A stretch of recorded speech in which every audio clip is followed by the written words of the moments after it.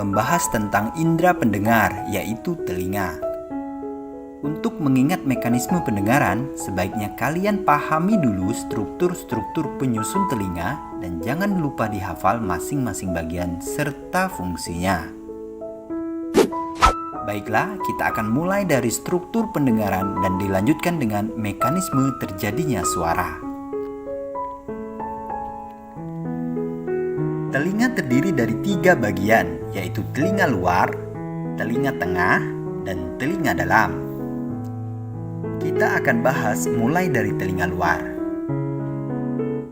Telinga luar terdiri atas beberapa bagian, yaitu daun telinga, saluran telinga, gendang telinga, dan juga terdapat rambut halus serta kelenjar minyak. Lalu apa fungsi dari masing-masing struktur tersebut? Kita akan bahas satu persatu. Daun telinga merupakan bagian pada telinga yang bentuknya mirip seperti corong. Bagian ini tersusun atas tulang-tulang rawan yang bersifat lentur. Daun telinga berfungsi untuk mengumpulkan atau memfokuskan gelombang suara dan menyalurkannya ke lubang telinga. Lubang telinga merupakan saluran yang menghubungkan bagian luar ke gendang telinga. Selain menjadi tempat masuknya suara, lubang telinga juga menjadi tempat penghalang kotoran yang akan masuk ke dalam telinga. Penghalang tersebut adalah rambut-rambut halus dan juga kelenjar minyak. Keduanya bekerja sama untuk menahan kotoran seperti debu. Debu akan terperangkap di rambut-rambut halus dan juga minyak yang ada di lubang telinga. Kemudian minyak tersebut akan keluar dengan sendirinya bersama debu dan kotoran lain. Di bagian ujung dari lubang telinga terdapat gendang telinga atau membran timpani. Gendang telinga berbentuk selaput tipis yang berfungsi untuk menerima suara. Gendang telinga merupakan pembatas antara telinga luar dan telinga tengah. Itulah sebabnya di beberapa referensi gendang telinga juga dimasukkan ke bagian telinga tengah. Gendang telinga langsung menempel pada tulang pendengaran yang ada di telinga tengah, yaitu tulang martil atau maleus. Disebut tulang martil karena memang bentuknya seperti martil. Sisi ujung tulang martil langsung menyatu dengan tulang landasan atau incus. Antara tulang martil dan tulang landasan ini terikat oleh suatu ligamentum sehingga mereka bergerak sebagai satu tulang. Di bagian ujung tulang landasan terdapat tulang sangurdi atau stapes yang langsung berhubungan dengan jendela oval di telinga dalam. Antara tulang landasan dan tulang sangurdi terdapat sendi sehingga memungkinkan gerakan bebas. Ketiga tulang tersebut tersusun berurutan seperti rantai dan dinamakan tulang pendengaran yang berfungsi sebagai amplifier atau penguat. Sampai di telinga tengah ini kita akan urutkan kembali mulai dari luar. Dimulai dari daun telinga, kemudian masuk ke lubang telinga. Bagian ujung lubang telinga terdapat gendang telinga atau membran timpani. Pada gendang telinga menempel tulang martil. Tulang martil berhubungan langsung dengan tulang landasan dan tulang landasan di ujungnya terdapat tulang sangurdi. Tulang sangurdi inilah yang berhubungan langsung dengan telinga dalam melalui jendela oval atau tingkap oval.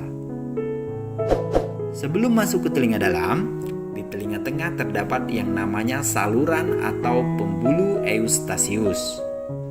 Saluran ini menghubungkan antara rongga telinga dengan faring. Fungsinya adalah untuk menjaga keseimbangan tekanan udara antara udara luar dan udara di dalam telinga.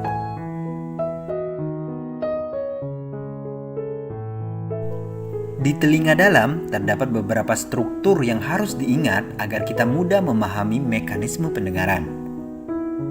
Secara fungsi, telinga dalam kita bagi menjadi 2 bagian, yaitu struktur yang berperan dalam keseimbangan tubuh dan struktur yang berperan dalam mekanisme pendengaran. Struktur telinga dalam yang berperan dalam menjaga keseimbangan tubuh adalah 3 saluran setengah lingkaran atau kanalis semisirkularis, ampula, utriculus, dan ampulus. Di dalam saluran setengah lingkaran ini terdapat cairan dan rambut-rambut halus yang berfungsi sebagai sensor untuk menjaga keseimbangan tubuh. Di bagian dasar saluran setengah lingkaran terdapat bagian menggelembung yang dinamakan dengan ampula. Ampula sendiri berfungsi untuk menentukan kesadaran posisi kepala saat terjadi gerakan rotasi atau memutar. Selanjutnya, di antara koklea dan kanalis semisirkularis terdapat yang namanya sacculus dan utriculus. Keduanya merupakan bagian dari vestibula. Sama seperti kanalis semisirkularis dan ampula, di dalam sacculus dan utriculus juga terdapat cairan limfa dan rambut, namun fungsinya untuk menentukan kesadaran akan posisi kepala dalam keadaan diam atau tidak bergerak. Struktur telinga dalam yang berfungsi sebagai alat pendengaran adalah koklea atau rumah siput. Dinamakan rumah siput karena bentuknya memang mirip seperti cangkang siput. Bagian pangkal dari koklea yang berhubungan dengan tulang pendengaran sangurdi adalah jendela oval. Jendela oval menjadi pembatas antara telinga tengah dan telinga dalam. Suara yang datang nantinya akan masuk ke koklea melalui jendela oval yang berupa selaput ini. Selain jendela oval, pada koklea juga terdapat jendela bundar yang merupakan bagian ujung dari koklea. Jendela bundar akan menjadi akhir dari getaran suara karena getarannya mengenai jendela bundar akan menghilang. Struktur yang sangat penting di koklea adalah organ korti. Organ korti berfungsi untuk menerima getaran suara dan mengubahnya menjadi impuls yang nantinya akan disampaikan ke otak. Kemudian otak akan menerjemahkan impuls tersebut dan kita mempersepsikannya sebagai suara. Lalu bagaimana proses lengkapnya? Kita akan bahas dari awal. Proses mendengar dimulai dari suara yang ada di sekitar kita berupa getaran atau gelombang yang dikumpulkan dan difokuskan oleh daun telinga. Kemudian getaran suara tersebut masuk melalui lubang telinga dan menggetarkan gendang telinga atau membran timpani. Ketika membran timpani bergetar, getaran tersebut diteruskan melalui tulang pendengaran secara berurutan, yaitu tulang martil, tulang landasan, dan tulang sangurdi. Getaran yang melalui 3 tulang pendengaran ini akan diperkuat hingga 10 kali lipat. Getaran lalu diteruskan ke telinga dalam melalui jendela oval yang berhubungan langsung dengan tulang sangurdi. Dari jendela oval, getaran akan diteruskan ke bagian koklea berupa organ korti. Getaran akan diterima organ korti dan dirubahnya menjadi impuls yang akan disampaikan ke otak melalui saraf pendengaran.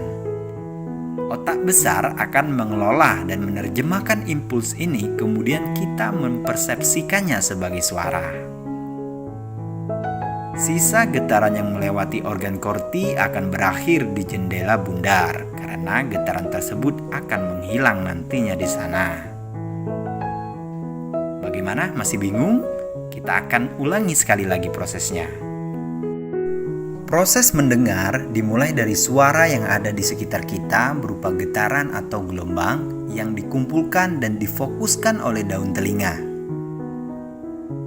Kemudian getaran suara tersebut masuk melalui lubang telinga dan menggetarkan gendang telinga atau membran timpani.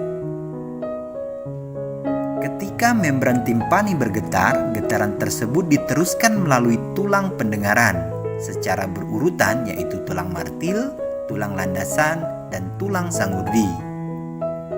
Getaran yang melalui 3 tulang pendengaran ini akan diperkuat hingga 10 kali lipat. Getaran lalu diteruskan ke telinga dalam melalui jendela oval yang berhubungan langsung dengan tulang sangurdi. Dari jendela oval, getaran akan diteruskan ke bagian koklea berupa organ korti. Getaran akan diterima organ korti dan dirubahnya menjadi impuls yang akan disampaikan ke otak melalui saraf pendengaran. Otak besar akan mengelola dan menerjemahkan impuls ini, kemudian kita mempersepsikannya sebagai suara. Sisa getaran yang melewati organ korti akan berakhir di jendela bundar karena getaran tersebut akan